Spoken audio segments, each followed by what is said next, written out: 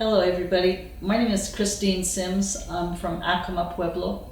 I'm an associate professor at the University of New Mexico in the Department of Language, Literacy, and Social Cultural Studies. And I've been invited to talk about the Pueblo experience in terms of encounters with Spanish during the late 1500s.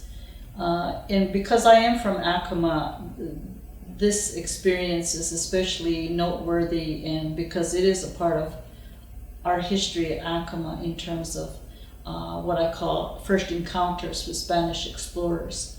So my presentation today is looking at that experience through the lens of what I have learned in terms of my own history at Acoma, but also what I have learned as part of being a history teacher. When I got my undergraduate degree, it was in secondary education, trained as a high school teacher to teach social studies and history. And so this has been a love of mine for years in terms of the work I do in curriculum development. And so I thought maybe as a way to inform the audience about not only the work that I've been doing as part of the Indigenous Wisdom curriculum here at the Indian Pueblo Culture Center, that I also layer it, if so to speak, with a perspective from Acoma in terms of its encounters with Spanish explorers. So today, as part of my presentation, I will be using some visuals that I've put together, compiled as part of a presentation. So you will hear me refer to some of these, and you will see these visuals as I continue to talk about this today. So we'll go ahead and get started. So I developed this lesson plan originally as part of a middle school lesson for students, especially now in this period of time when there's such controversies going on about memorials and tearing down memorials, and about different kinds of historical figures. Certainly here in New Mexico, we've had our share of historical events that impacted, the first peoples that were here already when the Spanish first arrived. And in modern times, contemporary times, perhaps the history and understanding of why there is still this contentiousness built around the idea of statues memorializing historical figures. Part of the history behind that may not be known by our present generations. Certainly, we've always talked about how the existing curriculums in schools don't necessarily give ample treatment to that unique history of New Mexico, and certainly the history of indigenous peoples and their encounters with Spanish in the 1500s. So my lesson plan was geared towards a middle school audience to help them begin to understand what those foundational historical elements were. And so I wanted to develop a lesson that would help them develop an understanding and appreciation for the way of life that existed in Pueblo villages long before the arrival of foreign intrusions.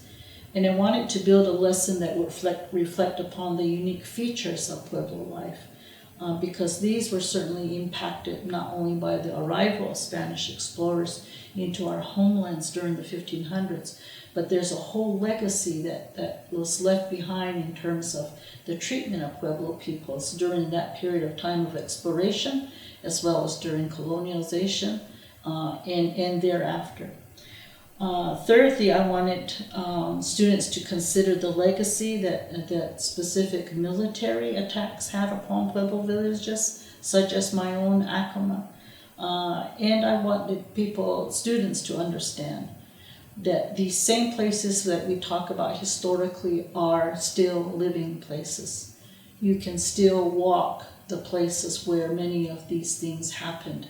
The destruction and the wars and the confrontations that took place, these places are still alive today. And so part of my purpose was to make people think, make our students think about contemporary issues, but also with a step into historical times to fully understand that. So in this lesson that I talk about, I wanted people to also understand that the ancestral cultural areas of the Southwest were long occupied before the Spanish arrived in the 1500s. And if you see a map that shows these cultural areas, they are widespread throughout the entire Southwest, not just New Mexico. But for example, what is sometimes referred to as ancestral Puebloan lands, occupies what we now call the whole Four Corners region, inclusive of Utah, Colorado, Arizona, New Mexico. And there are other cultural areas that were already occupied by indigenous peoples on into the southern part of Arizona, the southern part of New Mexico. All of these were occupied by indigenous peoples long before Spanish arrived. And certainly the way that our own Puebloan ancestors lived really speak of their ingenuity and their skills and the technical kinds of things that they already had at that time. We can see that, for example, in the way that they built their sandstone dwellings. Some of those now, of course, are part of national parks and monuments and that sort of thing. But to be able to see those things up close, you can still see that they were skilled builders, masons, because of the intricate work that you can still see in walls of their homes that are still standing today. We know that many of the northern parts of this Puebloan ancestral homeland also was a place of migration. People were always moving, people were in contact with one another. So it wasn't a static place, so to speak. There was always probably a lot of trade in these regions between major cultural groups and within cultural areas. What we do know, and here I bring in some of the history of the oral tradition of Acoma. We know that the migrations from ancient homelands such as Mesa Verde and Chaco Canyon were places that had been occupied long before the Spanish explorers came. And even one such village as mine, Acoma Pueblo, had already been occupied for centuries before Spanish arrived in the late 1500s. And Acoma is a unique place, and you can still visit there today, and not much really has changed physically about this specific village. It's unique in its placement on top of a 350-foot high mesa, and although our homes now reflect more modernity in terms of the type of materials we use in keeping our homes kept up and all of that, still the actual place of this village has not changed for centuries. And when we all go back to Acoma in our ancestral village, this is the place that we consider home, because this is where our oral traditions reside. This is where our living cultural traditions reside. And this is where our people still come home often to come together. And so part of my presentation will be a combination of not only what I bring from an Acoma Pueblo perspective about this period of time when Spanish arrived, but there are also some commonalities that affected all Pueblo villages in New Mexico during this time. Acoma is often referred to by its Keres name, our own Keres name, Hagu. And Hagu really is a term that means, can be translated loosely as a place. Well, Hagu actually means to prepare, to be prepared beforehand. And so our elders remind us at Acoma that Agu really comes from the word Hagu, this word of preparation, because the belief is, and the oral tradition says, that this village that we now occupy was already prepared for the Acoma people as they migrated from the north. And it surely is a significance of place, because this is where all the important daily life of the Pueblo people at Acoma took place. It still is a living community, a living Pueblo. And all you have to do is see how special this place is to know that there have been centuries of Acoma people, for example, at night when you look up at the sky from our village, it's just pure black, but you can see the thousands of stars and the heavenly bodies that are there. And we know that time was not tracked necessarily by a written calendar. It was really becoming observant of the sun, the moon, the stars, and knowing how these moved. These were the timekeepers, the time trackers that signal when to plant, when to harvest, when ceremony was supposed to happen.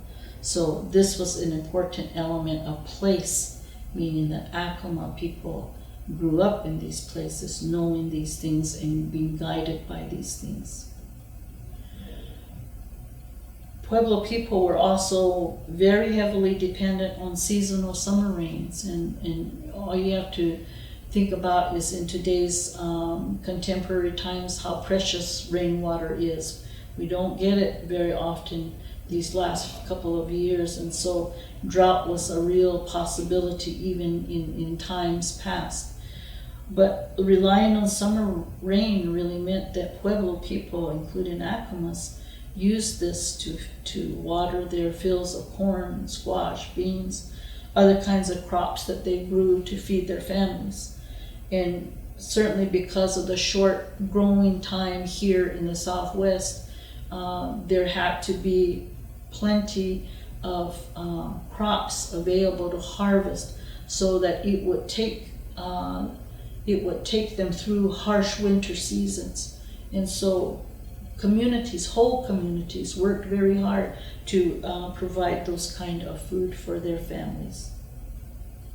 So harvesting rainwater from natural springs and rock cisterns was part of the way of life for Acoma people. And as in other pueblos, rainwater was a very special commodity. So nature and environment worked together in providing Pueblo people what they needed. And certainly at Acoma, when people refer to our own place as Hagu, a place prepared for them, it surely was a place that was prepared for hunting, for rain, for gathering herbs and plants, because these were all the things that people depended on for their survival.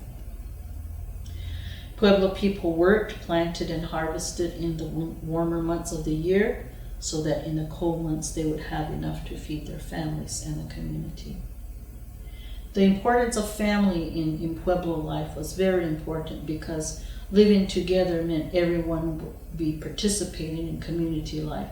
And this was essential for building intergenerational relationships. You have to think that and consider that young children, babies, toddlers, young children, adolescents, older adults, they would be being mentored by older generations living right beside them.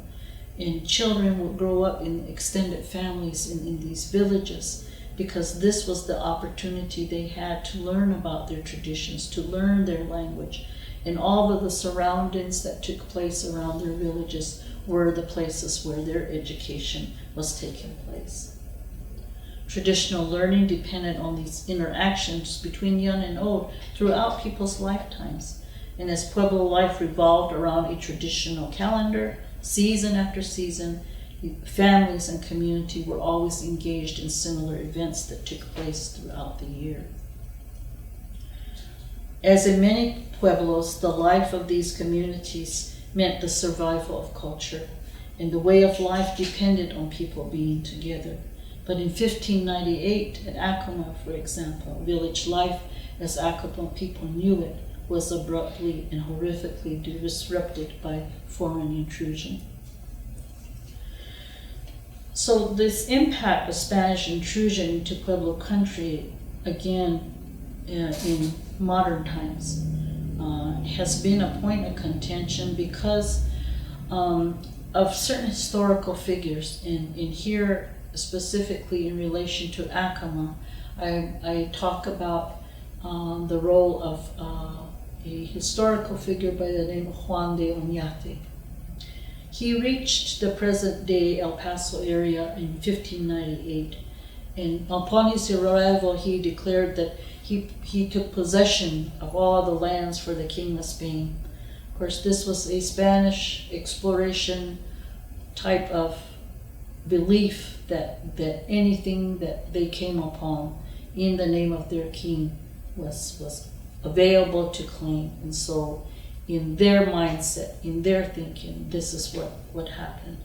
He established his headquarters at Oquehuinque, sometimes formerly known as San Juan Pueblo, in July of 1598. And by the end of October of that same year, Oñate and his officers did come to Acoma. They met with Acoma leaders. And what they were after was the allegiance of these indigenous pueblos, including Acoma, and their submission to the King of Spain. Now you have to think that all of this probably took place in the Spanish language. This was a language that most indigenous peoples had never heard. But convinced that Acoma leaders had understood the meaning of this formal ceremony that was conducted in Spanish, Oñate and his group then left, and they traveled further west to Zuni and on to Hopi. But Oñate was later followed by his nephew by the name of Juan de Zaldivar, who came with a party of 30 soldiers, and they arrived at Acoma in December of 1598. So he was traveling behind Oñate. When Juan de Zaldivar arrived at Acoma, they arrived in the middle of winter, a time when the village and the people would have been sheltered in their homes. And here's a quote in terms of Juan de Zaldivar and his soldiers. They found Acoma to be a towering rock, precipitous, strong, and impregnable on all sides. And if you see the mesa today, it is still like that. It's almost a fortress, you could say, built up on top of a mesa top. Access to the village was possible for Acoma people using handholds, footholds that were carved into the side at certain place in the village. Those are still there today. And when Zaldivar's men discovered these pathways, that is probably how they made their way to the top of the village there. They made a camp there at Acoma when they arrived, but they also demanded from the Acomas that they provide them corn and blankets, turkeys, things that probably Zaldivar's men didn't have as part of their journey westward after following Oñate. And you have to think that, again, they arrived in the middle of winter. And yes, Acoma families would have had many of these things. Woven blankets of rabbit fur, turkey, feathers, and deer hides. But these would have been supplies for their own families, for their children, for the elders, to keep them warm during the cold winter days. And families would have carefully stored their harvests of corn, dried corn, beans, melons, squash, prickly pears, venison, piñons. All of those would have been stored away again for use during the winter, because the months of winter were long and cold, and so these were stored for use by their households. This demand that Zaldivar's men made for households to provide them provisions was really an intrusion into the village, and it ended up being Juan de Zaldivar's mistake. Protecting the village against this unwelcome intrusion meant that Acoma warriors then decided to make Zaldivar leave. And they attacked his party, and along with 2 other Spanish captains and 11 members of his expedition, they did kill Zaldivar. But the revenge for this attack would soon follow. And this avenging company of Zaldivar's death was led by Juan's brother. His name was Vicente de Zaldivar, and he arrived at Acoma in January 1599. And it was again the purpose being again to avenge his brother's death. And they came to Acoma asking them to formally accept them in peace, but the Acomas refused. And so upon this refusal, Vicente ordered his men to attack Acoma village on top of the mesa. And thereafter there was a 3-day battle that took place on top. And in the end, there was destruction of the homes, burning of the village, burning of all the provisions that Acoma peoples had stored away. Their kivas, places where many of them had fled for safety, were burned, and Acomas were killed, and some were hung and thrown over the edge of the mesa. In the end, some 500 Acoma men, women, and children were taken as prisoners by the Spaniards, and Vicente would march them all the way east towards Santo Domingo, Pueblo, where they arrived in February. And there, Juan de Oñate conducted a legal proceeding to put the Acomas on trial and to determine the guilt that he and his administrators passed in terms of Acomas being guilty of killing the Spanish soldiers. And for these crimes, Oñate believed that they needed to be sentenced. So here's the verdict and sentence that was passed by Juan Oñate, and this comes from Spanish archives, Spanish records.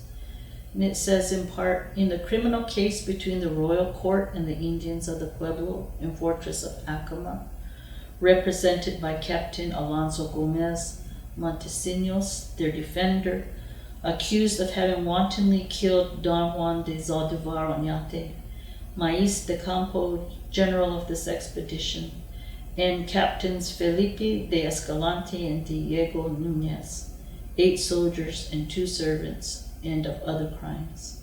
And in addition to this, after Vicente de Zaldivar Mendoza, my Sargento Mayor, whom I sent for this purpose in my place, had repeatedly called upon them to accept peace, not only did they refuse to do so, but actually received him with hostility.